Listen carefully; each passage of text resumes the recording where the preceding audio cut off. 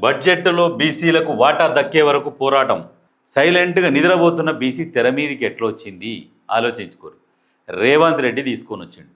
బీసీలకు అన్యాయం జరుగుతుందని ఆయన 42% బీసీలకు దక్కాలని ఆయనంతలా ఆయన బయటికి తెచ్చినాక ఈ ఫోరంలు ఈ సంఘాలు బయటికి వచ్చి జబ్బలు జరుచుకుంటున్నాయి. వాస్తవమా కాదా? బీసీలు అందరూ ఆలోచించుకోరు.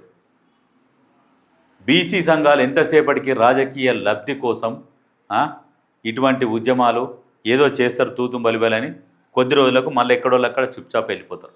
అంటే వాళ్లకు ఎప్పుడైతే వాళ్ళకు అనుకూలం అయిందనుకో కథం ఇక ఆ నినాదాలు ఉండే ఆ సప్పుడు ఉండదు, సరి ఉండదు, ఎక్కడో పోతారు ఇక టూర్లకు.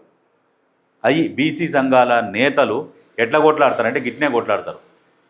బీసీ సంఘాల నేతలు మందకృష్ణ మాదిగను చూసి నేర్చుకోరు. కొంచెమన్నా అందులో ఒక 10% ఉన్న బీసీ సంఘాలు బీసీలు బాగుపడతారు. మీరు సంఘం నేతలు, మేము అధ్యక్షులము. దేనికి మీరు అధ్యక్షులు? ఏం సాధించారని ఎన్నేళ్ల నుంచి పోరాటం చేస్తారు బీసీల గురించి?